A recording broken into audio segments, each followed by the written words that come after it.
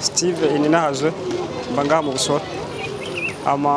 naje kwandikisha gakinga dufasha mu kwiyunguruza mu kazi ka misi yose nyene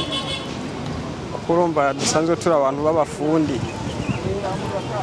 kafasha mu kwiyunguruza mu gushika mu iyo ngiye gukorera nko mu buyenzi biza mtakura cyangwa hanyene mu micungara ingingo kuyakira urazi iyo ikintu gifasha usanga kesha ari ibintu bigoye mugabo iyi ngingo zamaze gufatwa z'abadutwara abadukuri urumva tutegerezwa kuzakira uko baziduhaye intambamye twahuye nazo ahanini uko ibintu by'amabisi urana ko byaciye bigorana biragoye mu bisanzwe gutangura ubusa n'uhayatangura ubuzima bushasha ubu ko bimeze ukuye ndibaza twobishima ko urumva n'ibintu bizoba bizwi n'amategeko ntawe uzobapfa kwidevereza kumwe abantu bahora bagira n'ubundi ubuye birashobora kudufasha kuronka déplacement zindi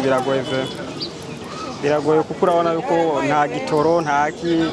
usanga ari ibintu bigoye cyane kugira uronke bisi canke ikikunguruza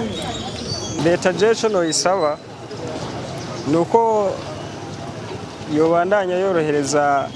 abene gihugu nkuko isanzwe ari umuvyeyi wabo kugira ngo buri mwene bw'ihugu wese yoroherwe mu nzira arimwo mu kazi kiwe arimwo kugira ngo bikunde ashike ku mirimo yiwe ameze neza ntambara kuko urabona tugiye kuraba ko n'igitoro cyaheze kigoye kuboneka dusanzwe n'ibintu bica bitugora cyane mu gufata amabisi mu kwiyunguruza bica bigorana cyane. Jewe nitwa Baranyizigaro Loise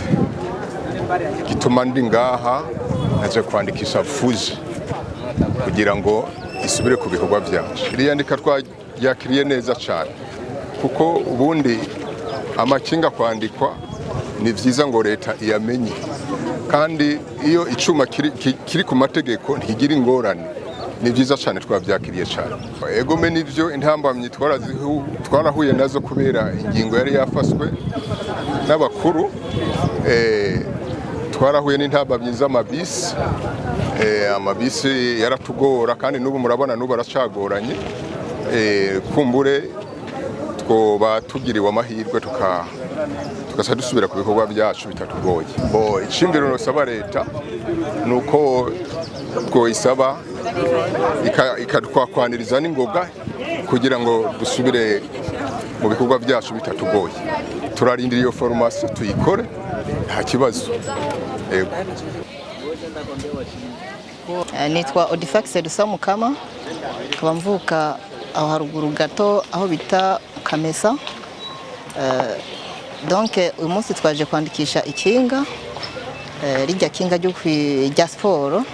twaje kuryandikisha muri zone Musaga ariko hari hagitandukaniro gatoyi dutwagwa muri zone bitaruyaga kuga kinga kadufasha kwiyunguruza mu gihe dusanzwe turiko turarondera ubuzima tout simplement ego donc karadufasha mu gihe turiko turiyunguruza mu kuja kurondera ubuzima. Iyi ngingo yandiko y'ingendeshwa vraiment twayakiriye neza cyane kuko turabona ego fatiri yandikwa twizera ko riramutse riheze après dushobora guhabwa uruhusha gukongera kugira ante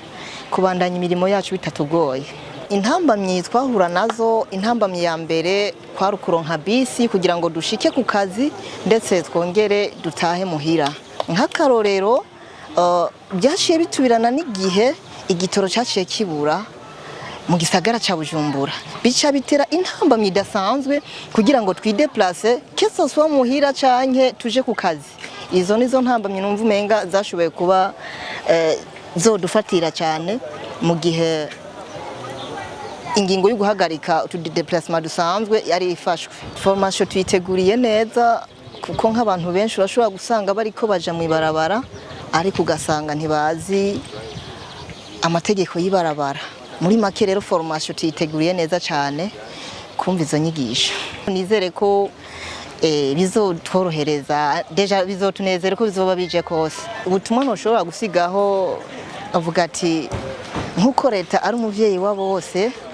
ego nigerageze itworohereze kugira ngo tuze turaronka ingene shobora kwideplasa naho hantu bari biteze yuko tutoshika ahubwo bivanye nuko ari umuvyeyi wa twese tworoherwe tuze turahashika twiyunguruze bitagoranye ego